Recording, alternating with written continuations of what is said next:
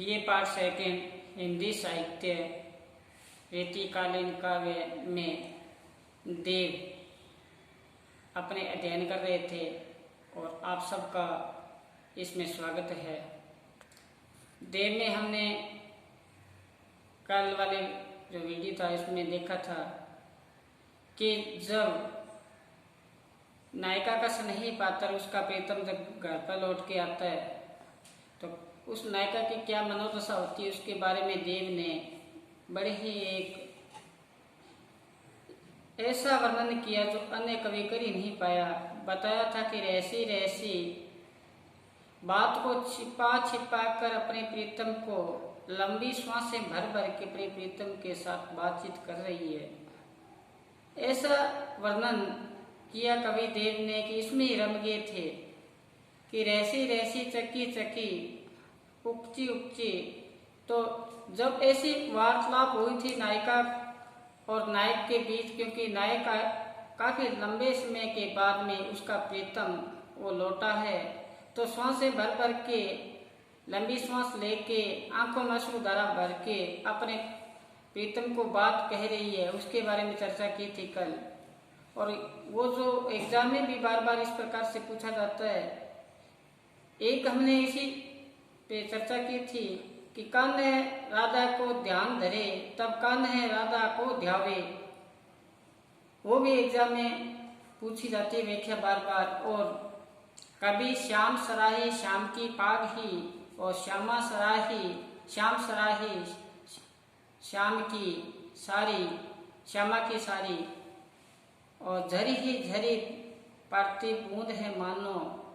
एक श्योपन के माध्यम से एक यहाँ पे एक नायिका ने वर्णन किया था कि झरी ही झरी बूंद है पड़ती मानो, कि ऐसी बारिश हो रही है, बूंदें बांदें हो रही है। ऐसे समय में जब प्रीतम मेरे को आके कहता है, श्री कृष्ण कहते हैं कि झूला झूलियो चलो आजू, आज हम झूला झूलने चलें।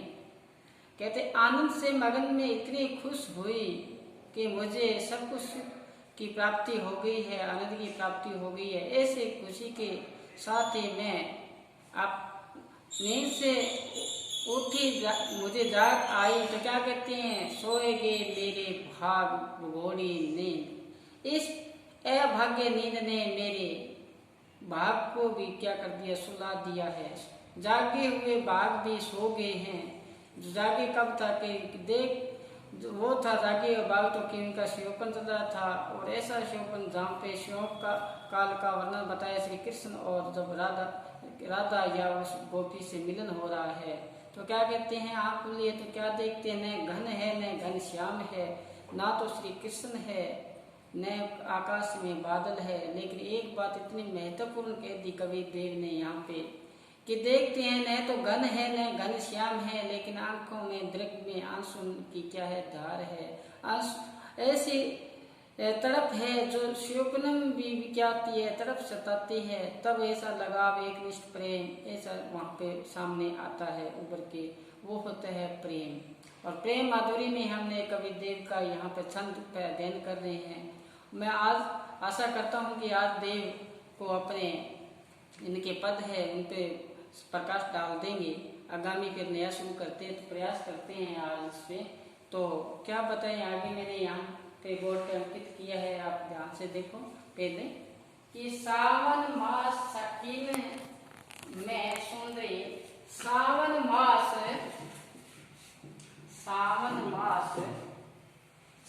सखीन में सुंदरी मंदिर ते निकसी बने क्यों सस्सी, बने क्यों सस्सी। सावन मास सखियन में सुंदरी मंदिर ते निकसी बने ज्यो सस्सी। देव ज्यो देखी छक्के छवि छे रेयो नथ गयो हिये हरी हियो कसी। डारी संकोच कयो सब ऊपर ऐसो बांती रेयो ब्रज में बसी। डीठी बचाए, डीठी का मतलब होता है नजर, आंखें बचा के। डीठी बचाए नुआई के शीश नचाई के नैनन चाहे गई हंसी। इसमें क्या बताना चाहता है इस छंद में, सावन मास सकीन में सुंदरी मंदिर ते निकसी बने ज्यो शशि। यहाँ एक नायिका का सौंदर्य वर्णन किया गया है संयोग काल में, और नायिका का किस प्रकार से उसका जो हाव भाव है वो कवि ने यहाँ पे वो कह रहा है अपने सामने। नायिका जब नायक से मिलती है, जब सारे इकट्ठे होते हैं तो किस प्रकार से उनका मिलन होता है, बातचीत नहीं कर सकते तो आंखों ही आंखों से किस प्रकार से इनका जो संकेत होते हैं वो कवि ने यहाँ पे दर्शाया है। बड़े ही सूक्ष्म तरीके से यहाँ पे अपने सामने प्रस्तुत किया है। जिस प्रकार से अपने बिहारी में पढ़ा था, रीतिकाल बिहारी में सैया में क्या कहा था उसमें कि जब बड़े भवन में करत है नैनन स्यों बात, जब सारे इकट्ठे होते हैं परिवारजन के लोग, समाज के लोग, वहां पर स्नेही पात्र होता है। जब उसका प्रिय आ जाता है तो बातचीत तो हो नहीं पाती, बातचीत नहीं होगी तो क्या कहते हैं, बड़े भवन में करत है नैनन स्यों बात है। वो उस भवन में, उस घर में आंखों ही आंखों के द्वारा संकेत कर लेते हैं। बड़े भवन में करत है नैनन स्यों बात, नैनो ही नैनो से आपस में क्या होती है, बातें होती है। इसी प्रकार से इसमें कवि देव ने बताया है। क्या देखो कवि देव है इसमें कि सावन का महीना है, सखियों में सुंदरी, सखियों में सबसे सुंदर है कौन, राधा। राधा है, सुंदर है। वो मंदिर से निकली मतलब अपने घर से बाहर निकली है। जिस प्रकार से उसका जो रूप सौंदर्य है वो कैसे है, अपना रूप सौंदर्य इस प्रकार से लावण्य में लिया हुआ है। जिस प्रकार से मुख है उसका जैसे चंद्रमा हो, उपमा दे दी किसके समान है, चंद्रमा के समान। अब देखो कहते हैं सावन के महीने में सखियों के साथ, और सखियों में क्या है, सबसे सुंदर, सबसे सुंदर है। अपने घर से निकले है, ऐसा निकले है जैसे क्या है, चांदनी व्याप्त हो गई चारों तरफ से, चांदनी चांदनी छा गई हो, ऐसा रूप सौंदर्य है कौन सा, शशि यानी चंद्रमा के समान।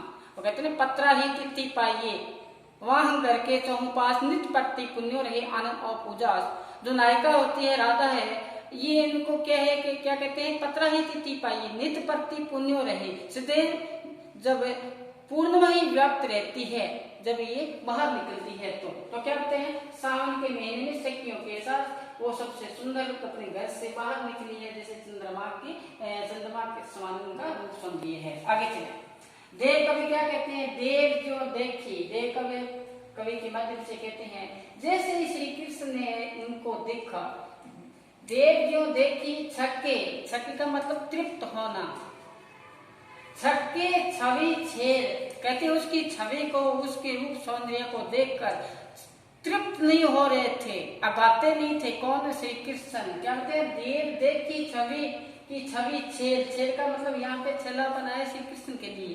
कहते हैं उनके रूप सौंदर्य को देखकर वो तृप्त नहीं हो रहे थे। कौन, श्री कृष्ण। रहो गयो ही है, अपने हृदय को वो काबू नहीं रख पा रहे थे। हृदय को जो अंदर उमंग उठ रही थी अपने स्नेह की, किसको देखकर, राधा को देखकर, ऐसी उनके अंदर मिलने की जो तड़प हो रही थी, वो क्या कि रहा नहीं गया, अपने हृदय को क्या कर लिया, काबू किए। फिर भी हारी, हारी का मतलब हृदय को काबू करके अपने आप को बिठा के रखा है। ही कसी, हृदय को क्या कर लिया, कस लिया। हिया को कसने का मतलब यहाँ पे ये होगा कि श्री कृष्ण जी ने राधा के रूप सौंदर्य को देख इतने आसक्त हो गए थे कि अपने अंदर उमंगी उठने लगी उनसे कुछ बातचीत करने की, कुछ ऐसे करने की, लेकिन समाज था, सारे इकट्ठे थे, बातचीत कर नहीं सके, इसलिए अपने हृदय को क्या कर लिया, जकड़ के रखा। हृदय में जो उमंगे थी उनको वहीं की वहीं रखी। आगे चलो फिर ऐसा हुआ, सब कुछ दो पंक्ति में बताया। अब आगे क्या चला, फिर ऐसा रहा नहीं गया कौन श्री कृष्ण जी से, डाली संकोच, अपने संकोच था उसको क्या कर दिया, छोड़ दिया, संकोच को छोड़ दिया है। कहो सब ऊपर, सबके सामने कह दिया, क्या कहा, राधा को ऐसे बांधती रहे हो व्रज में बसी। कहते इस प्रकार से आप कहाँ रहते हो, व्रज में रहा करो ना। किसको कहा, राधा को। कहते ऐसा आप, ऐसा रूप सौंदर्य आपका है, आप कहाँ पे आके वास करो, व्रज में आके वास करो। तो अब जब जैसा श्री कृष्ण जी ने राधा को बोला है तो आगे क्या जवाब आता है किनका, राधा का। राधा ने क्या बताया, डिठी बचाई, सभी के सामने से अपनी नजर को क्या कर लिया, हटा दिया, किसी को पता न चले, डिठी बचाई, आंखें को बचा के नवाई के शीश अपना उनको क्या किया है, श्री कृष्ण को नमन किए है और क्या बोलते हैं, नचाई के नैन, आंखों से इशारा कर लिया, आंखों से इनको ऐसा इशारा किया कि संकेत कौन समझ गए, श्री कृष्ण जी समझ गए हैं। नचाई के नैन चाहे गए हंसी, साथ में एक मधुर मुस्कान के साथ संकेत दे दिया श्री कृष्ण जी को। तो ये हुई नायक और नायिका की आपस की जो संयोग काल की बातें हैं, इस प्रकार से कि जब नायक नायिका का मिलन होता है किस प्रकार से उनके हाव भाव होते हैं, ऐसी सूक्ष्म दर्शी यहाँ कभी देखी गई है। ये यहाँ पे एक निष्ठ प्रेम सामने उभर के आया है। तो क्या बताया, डिठी बचाए, नजर को बचा के, क्योंकि वहाँ पे सारे इकट्ठे थे ना, सारे के सारे, तो वहाँ पे अपनी नजर को बचाए, किस की नजर से, यहाँ पे छेद की नजर से, श्री कृष्ण जी की नजर से अपने को बचाया है।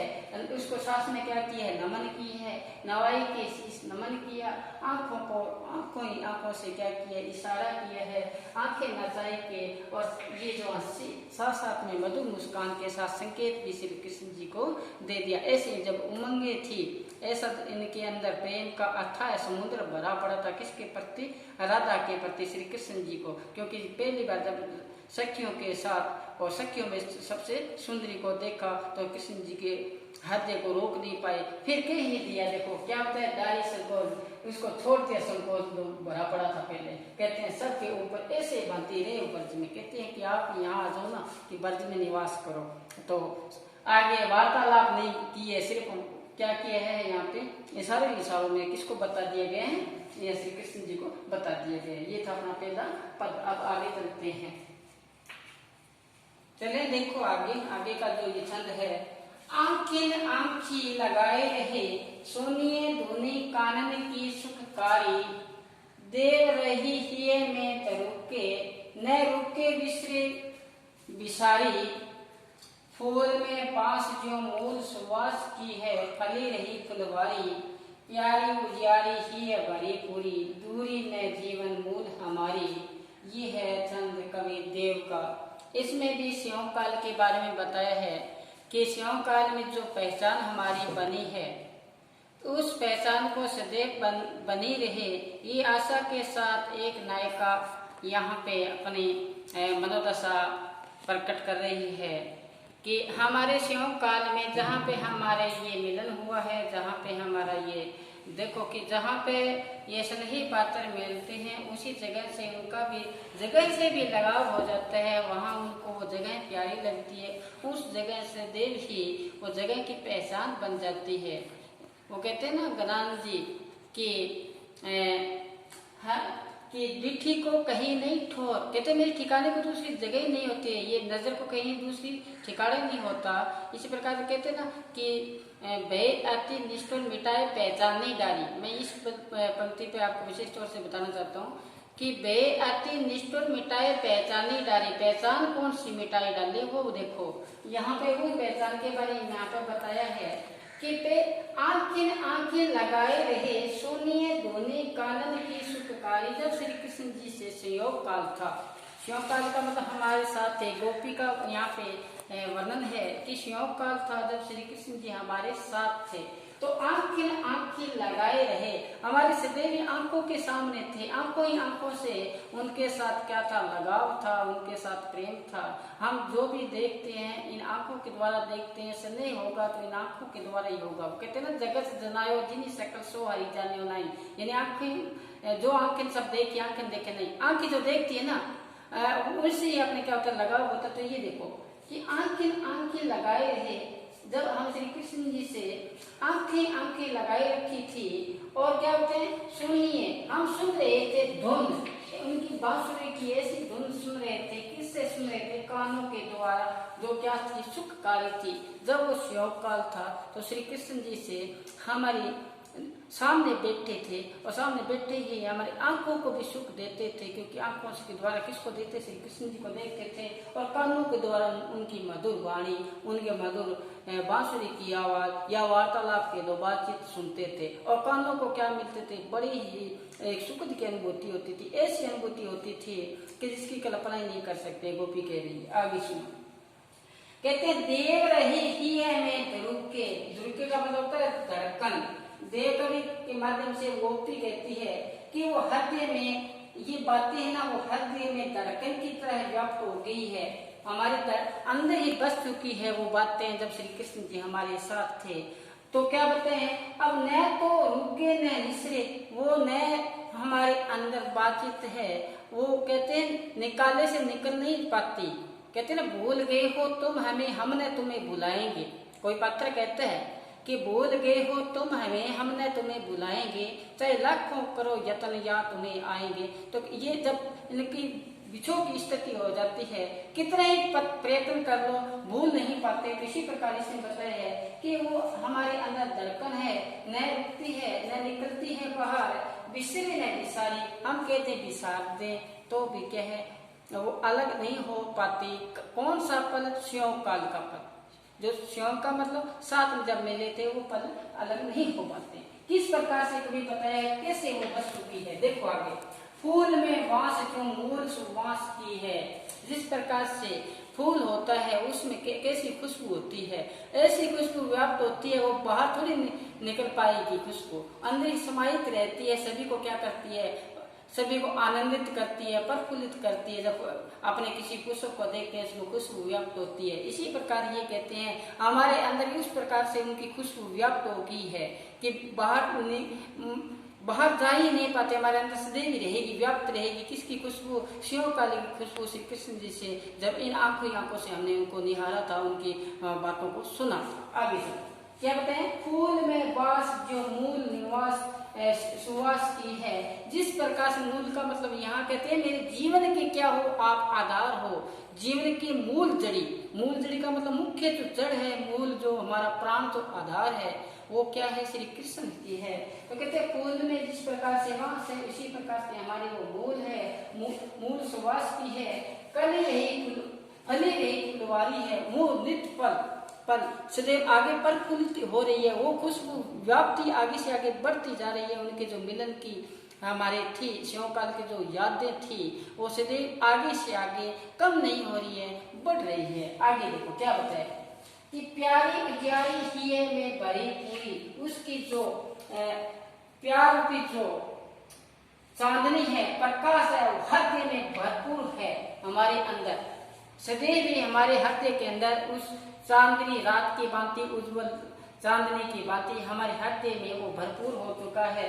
ही है भाई पूरी, हृदय में पूरा विराजमान है। दूरी में जीवन मूल हमारी दूर हो ही नहीं सकती, क्योंकि वो तो जीवन की क्या है, हमारे मूल आधार है। ऐसे है कवि देव इतने जो शिवकाल की मान लो प्रेम, राधा और श्री कृष्ण के प्रेम में इतने डूब जाते हैं, इतने तल्लीन हो जाते हैं, इतने लीन हो जाते हैं, इतनी गहराई में चले जाते हैं, और साथ में हमें उस पल का एहसास करवाते हैं। देखो कि आंखें लगाई रहे, आंखों से प्रेम हुआ, किस प्रकार से आगे धुन उन्होंने सुनी, आवाज को सुनी, और कहते हैं वो धड़कन हमारी व्याप्त हो गई है, बाहर निकल ही नहीं रही है। जिस प्रकार से फूल में क्या हो खुशबू, इसी प्रकार से हमारे हृदय के अंदर भी क्या है, वो फूल खुशबू व्याप्त हो चुकी है। कहते हैं उसकी जो मुस्कान है वो कैसी है, चांदनी रात की उज्जवल अब इस प्रकार से है, कांति इस प्रकार से हमारे हृदय में क्या हो गई है, विराजमान, वो घटती नहीं है। कहते क्या बताएं, फूली रही फुलवारी, फूल की भांति, वो फुलवारी की भांति आगे से आगे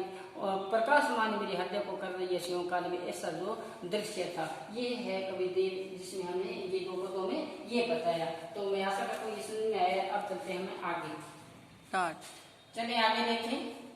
इस पद में प्रेम के बारे में बताया है। प्रेम क्या है, एक अभिलाषा लाख भांति भांति लिखियत देखित दूसरों में देव चराचर में, जसो मन राचे तासो तन मन राचे रुचे, बड़ी के उबरी जांचे सांचे करी कर में, पांचन के आगे आंच लागे न लौट जाए, सांच दई प्यारे की सती लो बैठी सर में, प्रेम सो कहत कोई न एंठो सुने, देख बैठो गड्डी गहरे जो बैठो प्रेम घर में। इसमें क्या बताया कवि देव ने, कहते हैं यह श्री कृष्ण जी का जो लगाव एक गोपी का है, उसको एक साकार मूर्ति के रूप में यहाँ पूज्य माना है। यह इस प्रकार से कह लो कि कोई पात्र किसी पात्र से लगाव रखता है तो किस प्रकार से उसको देखना चाहता है अपने स्नेही पात्र को, उसके बारे में यहाँ पे बताया है। तो क्या कहते हैं, एक अभिलाषा रखती है उस नायक के प्रति, उस पात्र के प्रति, उस पात्र के बारे में पता नहीं कितनी बार सोचती है, लाख लाख बांधती लेखियत उसके बारे में लाखों बार अपने अंदर ही अंदर विचारों की उथल पुथल चलती है उस पात्र के प्रति, श्री कृष्ण जी के प्रति। आगे चले, कहते हैं देखती है कि दूसरा ऐसा कोई देव तो नहीं है इसके समान, क्योंकि यहाँ पर सबसे जो उच्च कोटि का है वो उसको प्रिय ही लगता है, दूसरा उसके समान कोई लग ही नहीं पाता। तो कहते हैं देखती है दूसरा ऐसा कोई इस जगत में दूसरा तो नहीं है इस देव की भांति।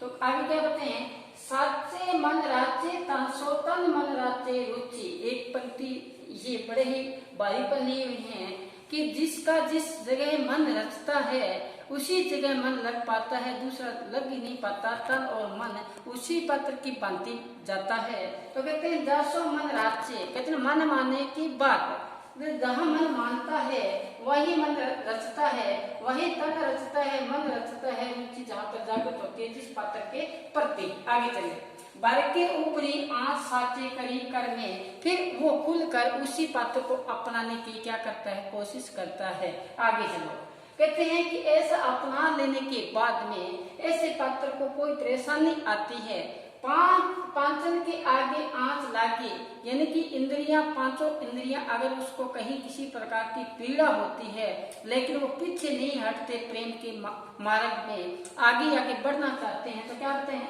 पांचन के आगे आंच लागे न लौटी जाए, लौट के वापस नहीं आती।